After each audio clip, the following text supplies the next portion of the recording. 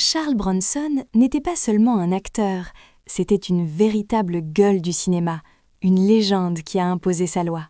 Sur Hollywood pendant 4 décennies, avec ses traits burinés et son physique de déménageur, il incarnait à la perfection ces héros stoïques et implacables qui ont fait le succès de chefs-d'œuvre comme Les 7 mercenaires, La Grande Évasion, Les 12, Salopard et bien sûr la saga culte Un justicier dans la ville.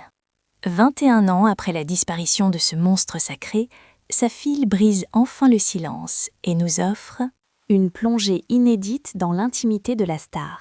De ses névroses secrètes à ses relations tumultueuses, préparez-vous, car tout va être déballé sans filtre. Attaquons d'abord le mythe, cette aura de dur à cuire qui lui collait à la peau. Bronson, c'était l'incarnation brute de la violence.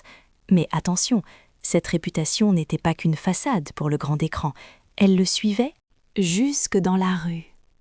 On racontait que chaque ride de son visage témoignait d'un passé sombre, fait de misère et de coups de poing. La légende voulait que, jeune homme, il ait été un bagarreur invétéré, terrorisant son entourage et allant, selon les rumeurs, jusqu'à briser le bras d'un sergent lors d'une rixe mémorable. Sur les plateaux, l'ambiance n'était guère plus calme. Il a failli en venir aux mains avec un réalisateur, laissant ce dernier totalement livide. Une telle aura de danger a marqué les esprits, au point que lorsqu'un criminel aussi endurci que Michael Gordon Peterson, considéré comme le détenu le plus violent d'Angleterre, a cherché un pseudonyme de guerre. En 1987, il n'a pas hésité une seconde. Il est devenu Charles Bronson. Un hommage sanglant qui en dit long sur le poids de ce nom. Son côté protecteur était tout aussi terrifiant. Lorsqu'il a déclaré au magazine Esquire qu'il n'hésiterait pas à abattre quiconque toucherait à un cheveu de sa famille, l'Amérique a tremblé. Même Johnny Carson, le roi du talk show, a tenté de le cuisiner là-dessus en direct. La réponse de Bronson fut glaciale et sans appel. « Parce que je ne parle jamais en l'air. » Autant dire que Bronson n'était pas le genre à faire des ronds de jambes aux journalistes. Il jugeait leurs questions indécentes et méprisait ouvertement les critiques de cinéma. Pour lui, ces gens-là n'avaient aucune légitimité puisqu'ils ne déboursaient même pas un centime pour voir les œuvres qu'ils démolissaient. Le célèbre critique Roger Ebert, après une interview, a avoué avoir vu une lueur terrifiante dans le regard de l'acteur, comme une violence latente, prête à exploser à tout instant. Égard à ceux qui osaient le contrarier. Face à Nicolas Gessner, un réalisateur avec qui le courant ne passait pas, Bronson a littéralement pété les plombs, menaçant de le secouer comme un prunier devant toute l'équipe technique. Une scène surréaliste, qui faisait pourtant rire aux éclats sa femme, Jill Ireland. Elle connaissait par cœur ce tempérament volcanique et s'amusait de le voir terroriser le show-business. Mais ses accès de colère n'étaient pas rares, loin des caméras. Et Bronson ne se gênait pas pour dire leurs 4 vérités aux réalisateurs qu'il jugeait incompétents.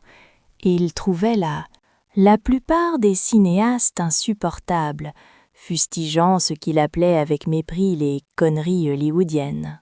Sa réputation de diva colérique n'était un secret pour personne dans le milieu. Ceux qui ont eu l'audace de diriger Bronson ont tous une anecdote croustillante sur ce caractère impossible. Prenez Don Siegel, le réalisateur d'un Un espion de trop, Téléphone, qui se souvient d'un moment hilarant où l'actrice Lee Remick était tétanisée à l'idée de toucher le visage de Bronson. Pourquoi ? Elle était persuadée qu'il allait la mordre comme un animal sauvage, sur le tournage du Bagarreur de Walter Hill, où Bronson incarnait un combattant de rue pendant la Grande Dépression. Sa forme physique a bluffé tout le monde, surtout aux côtés de Jill Ireland. Hill se rappelait d'un homme sculpté dans le roc, même si son souffle court trahissait. Sa consommation excessive de cigarettes. Le tournage fut électrique, notamment à cause du montage des scènes. Incluant Jill, Mais Bronson et Hill ont fini par fumer le calumet de la paix, prouvant que l'acteur pouvait parfois entendre raison. Sean Penn, qui l'a dirigé dans The Indian Runner, a lui aussi goûté aux exigences très particulières de la star. Concernant son image, Bronson refusait catégoriquement que son personnage meure à l'écran. Son argument, il ne voulait pas briser le cœur de ses fans italiens, qui le vénéraient comme un dieu. Billy Crystal a vécu une expérience similaire. En lui envoyant le scénario de La vie, l'amour, les vaches, Bronson l'a appelé Furax, hurlant qu'il était hors de question que son personnage trépasse. Il a rappelé sèchement à Crystal une règle d'or. Charles Bronson ne meurt jamais, faisant écho à l'invincibilité de Paul Kersey dans Un justicier dans la ville. Pourtant, derrière cette carapace de granit, l'homme avait ses failles et ses angoisses, comme nous tous. Mais avant d'explorer ses peurs intimes, accrochez-vous. Saviez-vous que toute cette mythologie de dur était en grande partie bidon? C'est la révélation choc. Bronson adorait inventer des bobards sur son passé pour se donner un genre. Il laissait entendre qu'il... En réalité, tout cela n'était que du cinéma avant l'heure. Il n'a jamais mis les pieds en prison et cherchait simplement à paraître plus fascinant aux yeux du public. Ceux qui l'ont vraiment connu dans le privé décrivent un homme bien différent de la brute qu'il prétendait être. Charles Bronson jurait ses grands dieux qu'il n'avait absolument rien en commun avec les tueurs sanguinaires qu'il incarnait à l'écran, bien qu'il n'hésitait pas à entretenir ce flou artistique pour pimenter sa propre légende. On l'a souvent taxé d'arrogance crasse ou de mépris, mais la réalité derrière son comportement distant est fascinante. De son vivant, Bronson refusait catégoriquement de serrer la main de qui que ce soit, un geste perçu comme du snobisme. Pourtant, la vérité est bien plus vulnérable. La star souffrait d'une germophobie paralysante et fuyait tout contact physique. Certains psychologues amateurs suggèrent même qu'il souffrait de troubles obsessionnels compulsifs, bien que cela reste spéculatif. Mais ce n'était pas son seul démon. L'acteur vivait avec une terreur viscérale du feu, qui a dicté ses moindres choix, dictant même sa vie professionnelle. Sur le plateau d'Un justicier dans la ville en 1974, il imposait des clauses strictes. Il ne logeait jamais au-dessus du 2e étage d'un hôtel, une exigence non négociable dans ses contrats. Sa logique était implacable. En cas d'incendie soudain, il voulait avoir la certitude absolue de pouvoir évacuer sa famille. Quelle ironie de voir ce dur à cuire du cinéma rongé par des angoisses si humaines, le rendant bien plus sensible qu'on ne le croyait. Loin des caméras, cet homme supposément brut passait des heures à peindre et sculpter, révélant une âme d'artiste insoupçonnée. En interview, il tentait désespérément de parler de ses toiles plutôt que de ses films d'action, souvent en vain. D'une intégrité rare, il refusait que ses œuvres soient achetées pour sa célébrité. Il signait donc de son nom de naissance.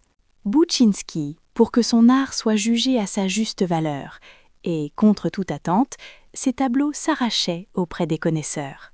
Naturellement, la vie privée d'une telle icône a toujours attisé la curiosité morbide des tabloïds et du public. Grâce aux révélations de sa fille, nous avons pu percer l'armure du mythe pour découvrir l'homme derrière le masque de pierre. Était-il vraiment ce monolithe impassible? Plongeons dans les scandales, les amours et la fortune colossale de Bronson. Malgré son image de rock, tourner dans des conditions extrêmes l'éprouvait, mais sa persévérance payait. C'est d'ailleurs sur le tournage mythique de La Grande Évasion qu'un véritable drame romantique s'est noué en coulisses. Bronson a eu un coup de foudre immédiat et ravageur pour Jill Ireland, qui était alors l'épouse de son collègue David McCallum. Avec un culot monstre, Bronson a lancé à McCallum qu'il allait lui voler sa femme.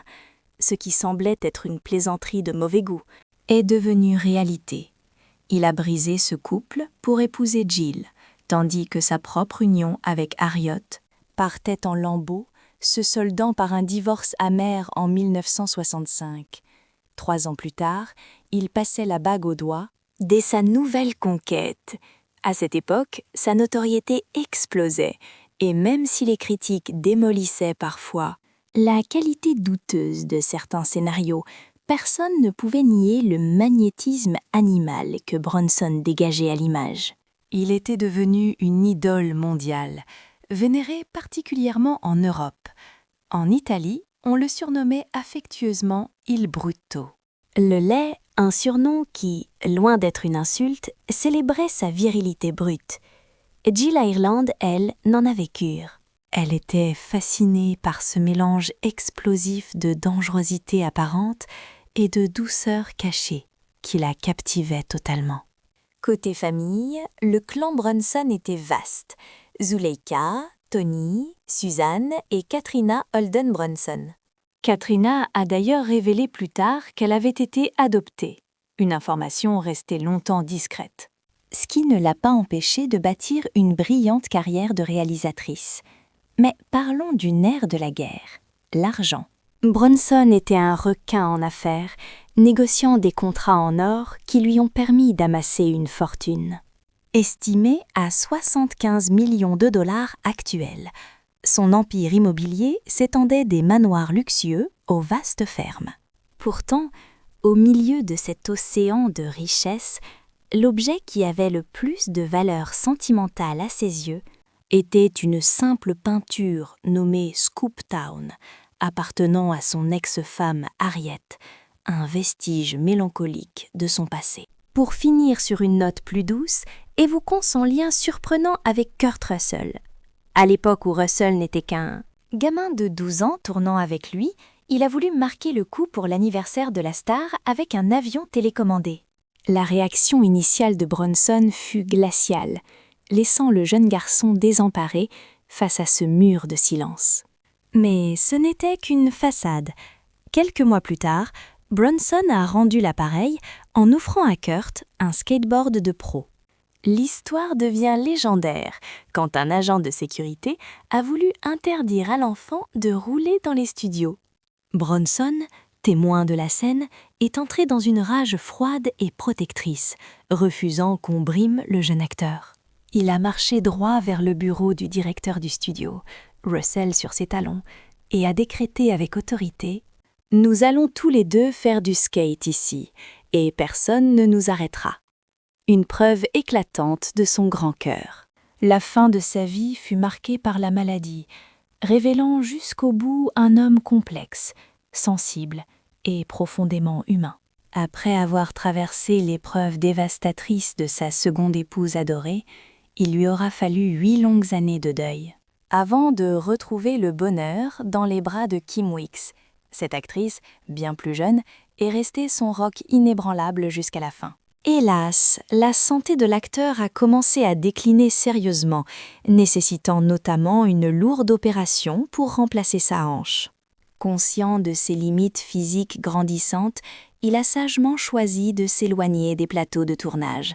C'est finalement en 2003, à l'âge vénérable de 81 ans, qu'il nous a quittés, emporté par une combinaison fatale d'insuffisance respiratoire et d'un cancer du poumon. Bien que des rumeurs persistantes aient évoqué une pneumonie et la maladie d'Alzheimer comme facteurs aggravants, ces détails n'apparaissent nulle part sur son certificat de décès officiel. Ces documents attribuent sa mort à une faillite respiratoire sur fond de cancer. Métastatique, compliquée par une maladie pulmonaire obstructive chronique et des problèmes cardiaques. Il repose désormais en paix. Au cimetière de Brownsville, à West Windsor, dans le Vermont. Peu après sa disparition, le critique Stephen Hunter a rendu un hommage poignant, décrivant Bronson comme l'incarnation même de la virilité brute, une force de la nature, alliant un stoïcisme implacable et une puissance physique indéniable. Il soulignait ce magnétisme étrange qui laissait le public perplexe. Bronson était-il un homme laid, au charme fou, ou un beau gosse à la gueule cassée?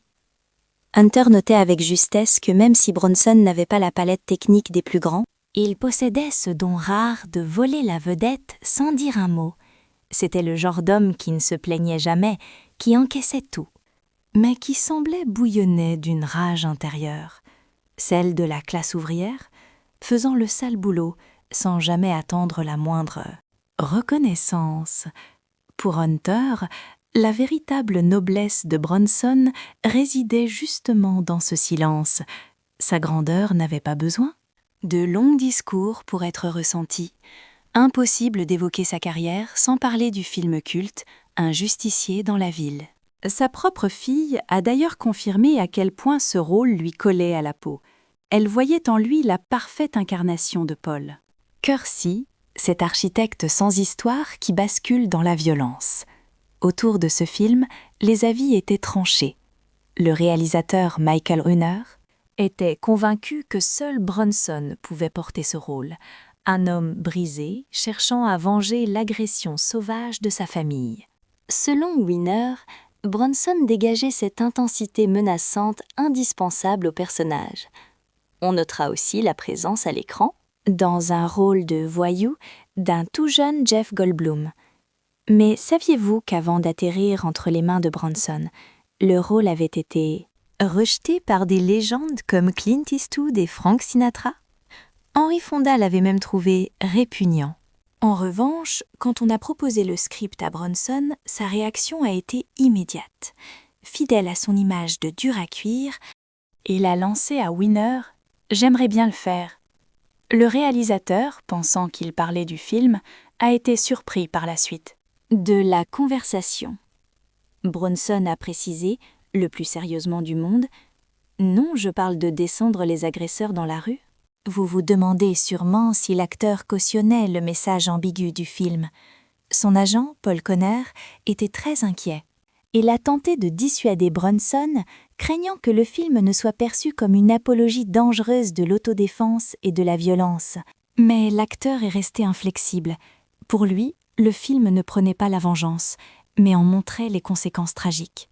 Il citait souvent ce vieux proverbe « œil pour œil et le monde finira aveugle ».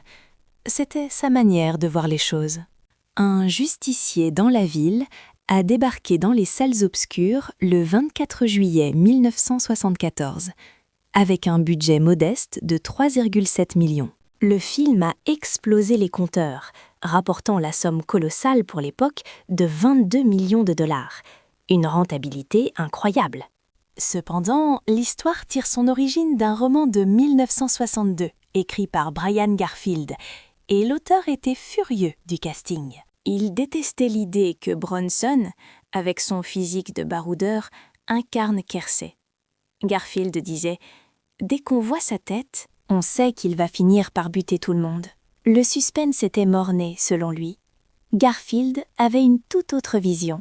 Il rêvait d'un film réalisé par Sidney Lumet, avec le très ordinaire Jack Lemmon dans le rôle principal, pour accentuer le contraste. Imaginez un instant Jack Lemmon en justicier impitoyable. Cela aurait-il changé l'impact du film? Dites-nous ce que vous en pensez dans les commentaires. Le débat est ouvert? De son côté, Michael Winner n'a pas été tendre. Avec l'auteur, il a méchamment taclé le livre en déclarant que Garfield n'en avait vendu que 3 exemplaires, probablement achetés par sa propre mère pour lui faire plaisir. Winner a enfoncé le clou en disant « Allez, Garfield, tu croyais écrire. » Un conte de fées? C'est l'histoire d'un mec qui sort pour tuer des gens. Point barre. Face au triomphe commercial du premier opus, les producteurs n'ont pas pu résister à l'appel du gain. Bronson a donc endossé le costume de Kersey non pas 1, mais bien 5 fois au total. Les suites se sont enchaînées en 1982, 85, 87 et l'ultime volet en 94. Brian Garfield, l'auteur du livre original, a vécu cela comme une trahison.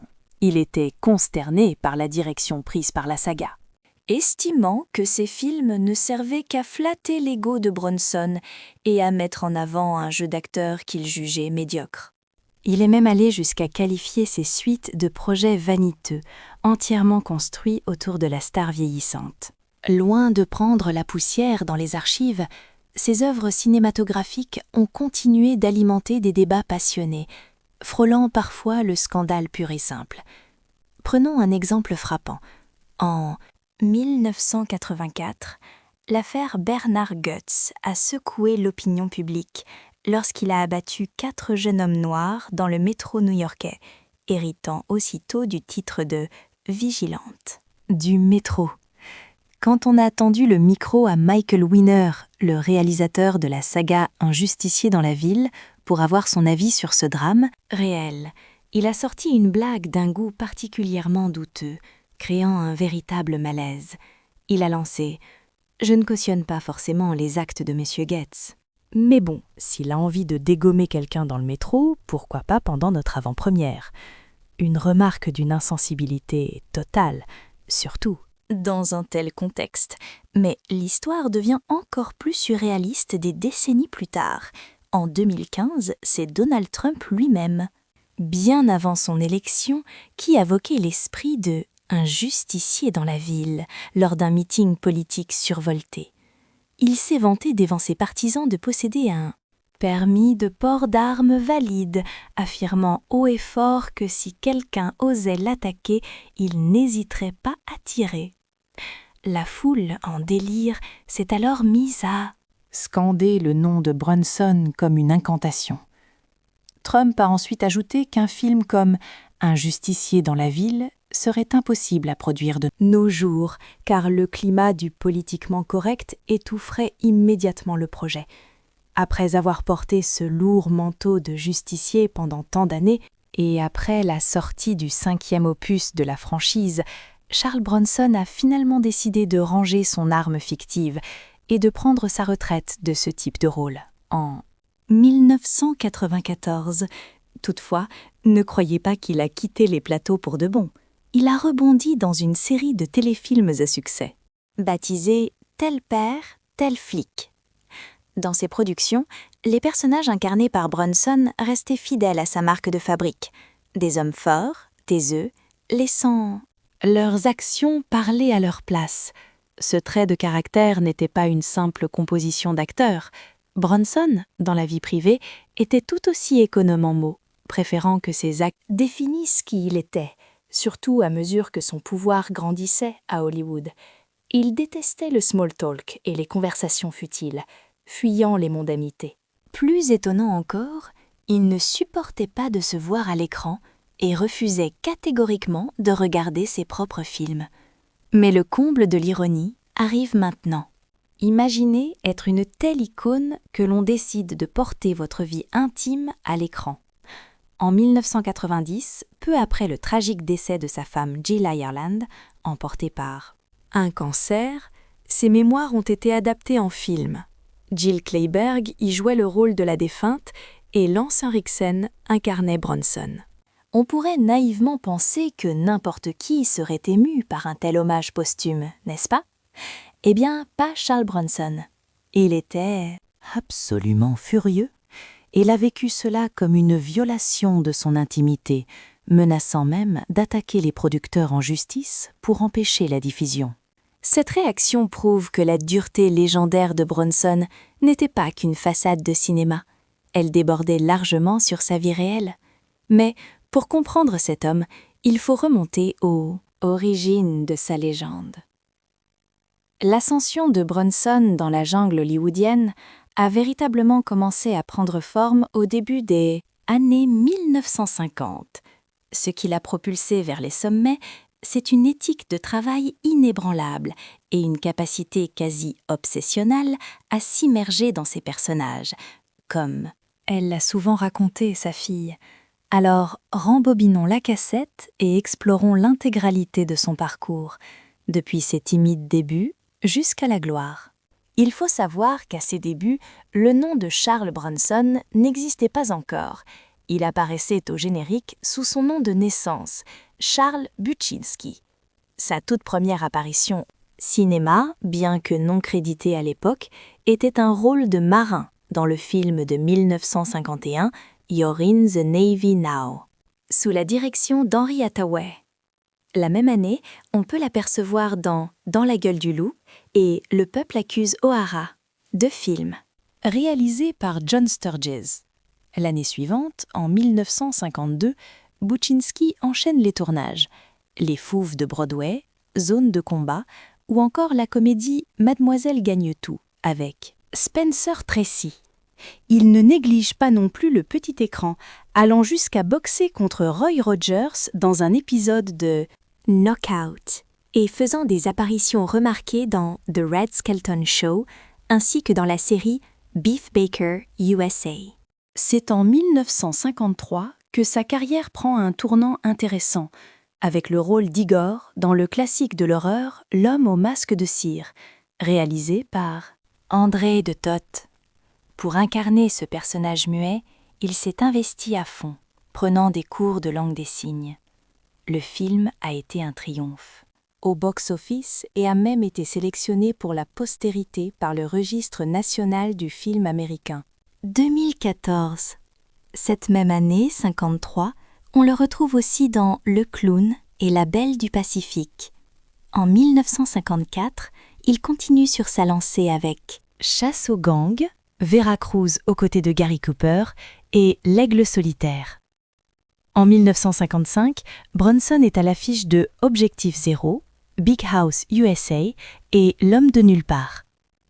Il a aussi un détour par la télévision dans la prestigieuse série d'anthologie Dupont Cavalcade of Theater. L'année 1956 le voit jouer dans Le jugement des flèches de Samuel Fuller, tout en commençant à collaborer à la série culte Alfred Hitchcock présente. On le voit aussi dégainer dans la série western Colt 45 et dans le drame policier Sheriff of Cochise. En 1957, Bronson apparaît dans L'homme à la carabine et Hey, Ginny. Il décroche aussi un rôle marquant dans le biopic Mitraillette Kelly et joue dans Showdown at Boot Hill. En 1958, il est dans Gang War et obtient le rôle principal dans la série Man with a Camera, où il incarne Mike Kovac, un photographe freelance qui traque le crime dans les rues de New York, un précurseur de ses futurs rôles. Il apparaît aussi dans Empire et un épisode des Les Aventuriers du Far West.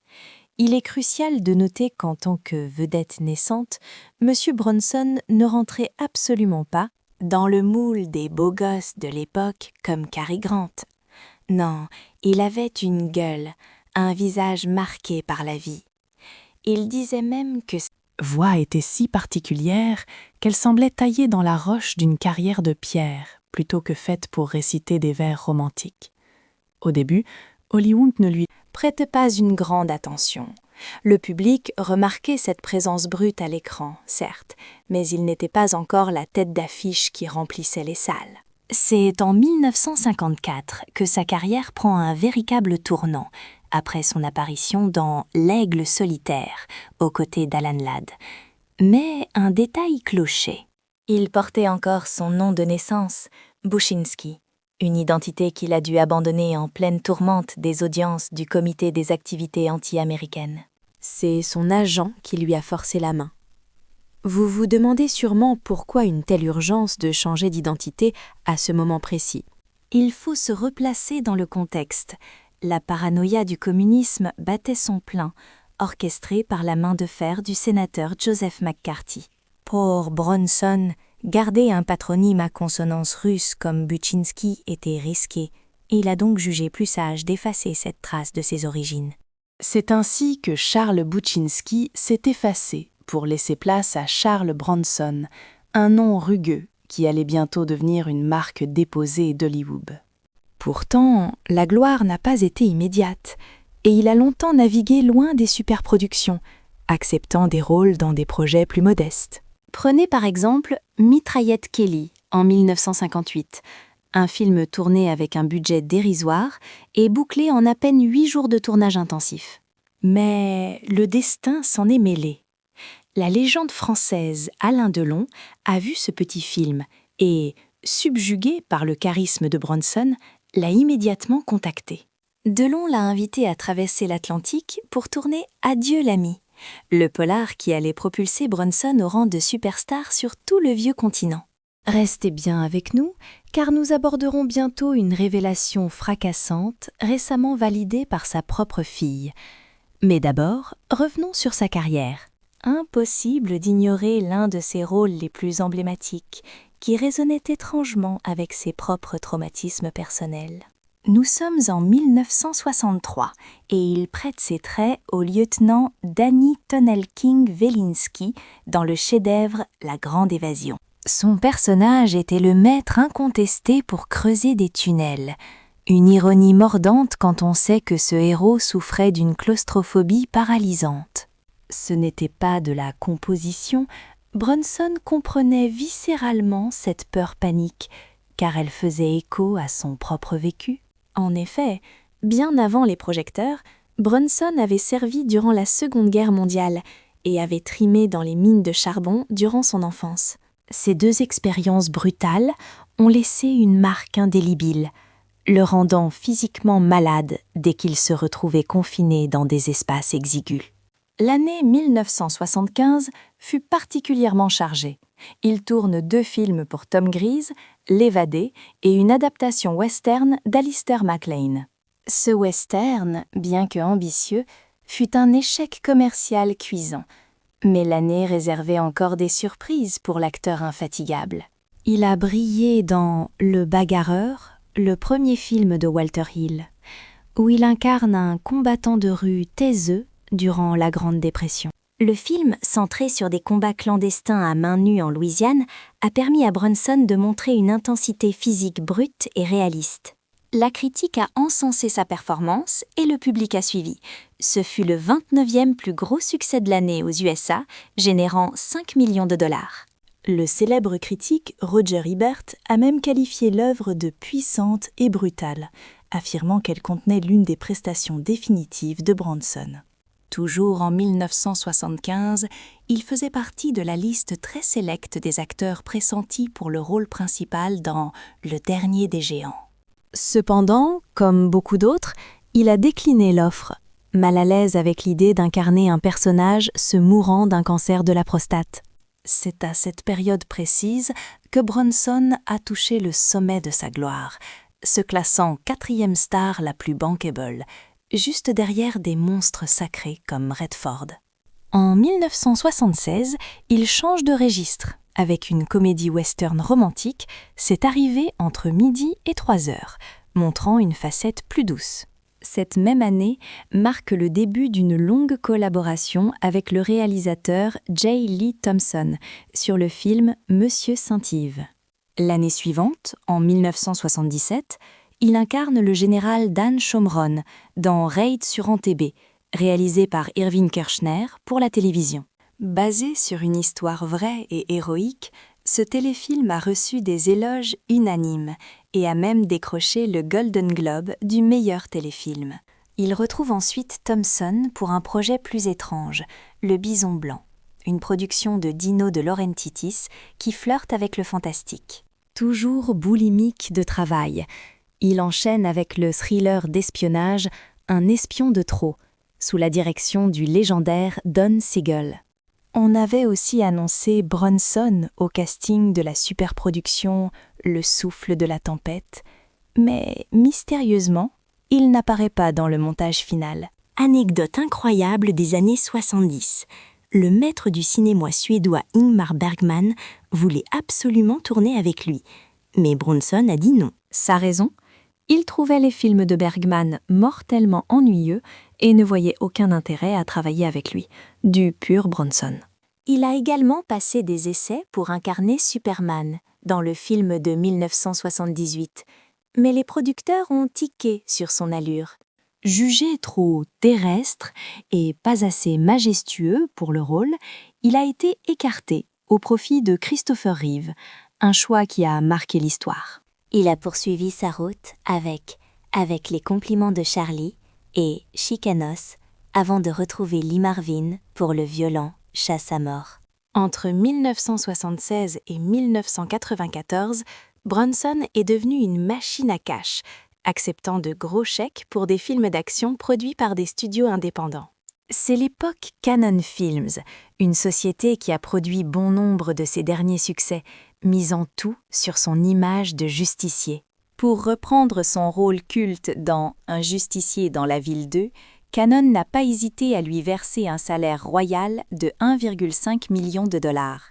Dans cette suite sombre, l'architecte Paul Kersey tente de refaire sa vie à Los Angeles, jusqu'à ce que le drame frappe à nouveau sa fille. Face à ce nouveau deuil et à la violence des gangs, Kersey ressort les armes, un scénario qui a fait exploser le box-office mondial. Flairant le filon, Cannon l'engage aussitôt pour Le Justicier de minuit, où il traque un tueur en série vicieux qui échappe à la justice.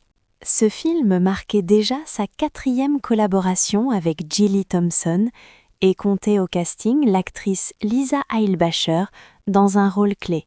Andrew Stevens, Gene Davis, Geoffrey Lewis ou encore Wilford Brimley.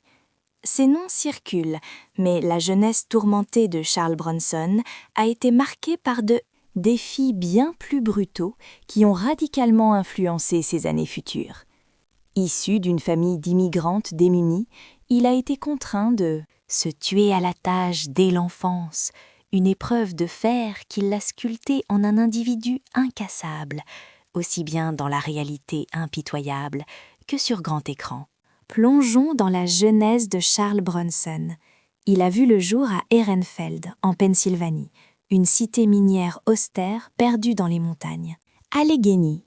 Il n'était pas seul, loin de là.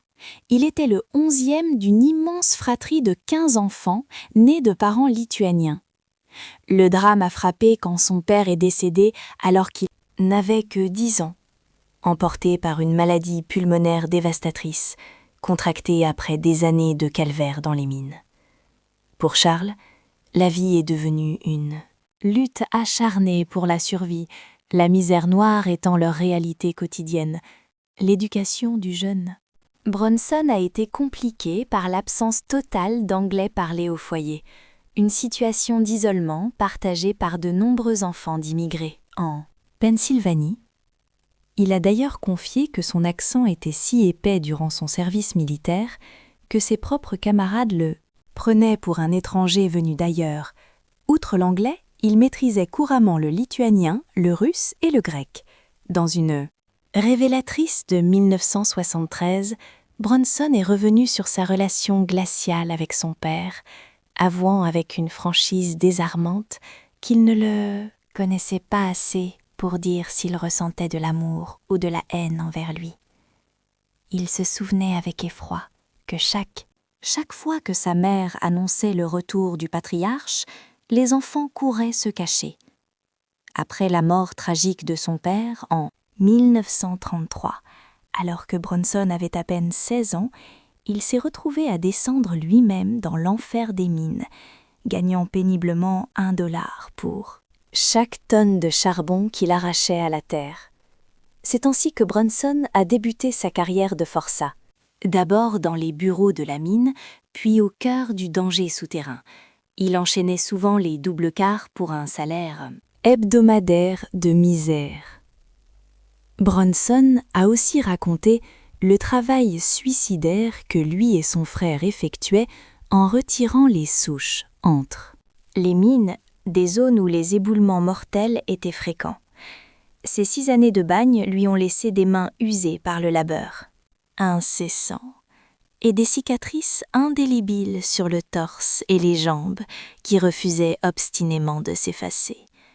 Les interminables heures, passées dans l'obscurité des tunnels étroits, lui ont coûté sa santé, provoquant des migraines chroniques et une claustrophobie profonde des espaces confinés. « Je peux encore sentir l'odeur du charbon dans mes narines », remarquait-il. Souvent, en repensant à cette époque maudite, analyser la jeunesse de Bronson offre un éclairage cru sur sa personnalité de dur à cuire. Les difficultés financières de sa famille durant la Grande Dépression étaient critiques. Bronson se souvenait de la faim qui le tenaillait, sa mère ne pouvant acheter du lait pour sa petite sœur et lui donnant du thé chaud à la place. La pauvreté était si extrême qu'il a dû subir l'humiliation suprême de porter la robe de sa sœur pour aller à l'école, faute de vêtements décents. Malgré cet enfer, Bronson est devenu le premier membre de... Sa famille a décroché son diplôme d'études secondaires. Il a continué à trimer dans les mines jusqu'à ce qu'il s'engage dans l'US Air Force en 1943, en pleine Seconde Guerre mondiale. Mais attention, comme les légendes le font souvent, la vérité s'est déformée avec le temps. Plus tard, lorsqu'il a entamé une carrière de star, on a prétendu qu'il avait été un héroïque mitrailleur de queue. Cependant, un journaliste fouineur a creusé l'affaire et a découvert que M. Bronson, bien qu'ayant suivi une formation de mitrailleur en Arizona, passait en réalité ses journées à conduire un camion de livraison pendant la guerre. Parlons du début de sa carrière, de la mine aux planches de théâtre. Après la guerre, Bronson ne s'est pas contenté d'un seul métier, oh que non. Il a multiplié les petits boulots, maçon, cuisinier à la chaîne retournant des burgers et même ramasseur d'oignons à New York. Puis, il a atterri à Atlantic City, où il louait des chaises longues sur la promenade. Et devinez quoi? Le destin s'en est mêlé quand il a croisé la route de certains acteurs en vacances venus de Philadelphie. Il les a convaincus de le laisser montrer ses talents. Peinture pour leur décor de scène. Ils ont été si impressionnés qu'ils l'ont non seulement embauché, mais lui ont aussi offert une chance inespérée de se lancer lui-même dans le métier d'acteur. C'est là que Bronson, qui avait initialement commencé comme simple peintre, a découvert quelque chose d'inattendu, une passion brûlante pour le jeu d'acteur. En 1949, il a fait ses valises pour la Californie et s'est inscrit au cours du Pasadena Playhouse pour affiner son art. Là-bas, le jeune monsieur Bronson, âgé de 27 ans, est tombé sous le charme d'une actrice en herbe de 18 ans, Harriet Tondler. Ils se sont mariés. La même année, peu après, il a commencé à décrocher des rôles mineurs, incarnant une galerie de personnages bruts, des durs, des ouvriers du bâtiment et même ces combattants bagarreurs que l'on voit à l'écran. Voici les révélations bouleversantes que la fille de Charles Bronson tenait absolument à confier à ses fans, levant ainsi le voile sur la véritable histoire méconnue de son père. Le parcours fascinant de Bronson nous rappelle avec force que, même derrière l'image du dur à cuire le plus impitoyable d'Hollywood, se cache souvent un cœur immense, capable d'une profonde humanité et d'un amour inconditionnel. Un grand merci de nous avoir suivis. Pour ne rien manquer des derniers scoops et secrets croustillants sur vos stars préférées, il vous suffit de cliquer dès maintenant sur la vidéo qui s'affiche à l'écran pour continuer l'aventure. On se retrouve tout de suite de l'autre côté.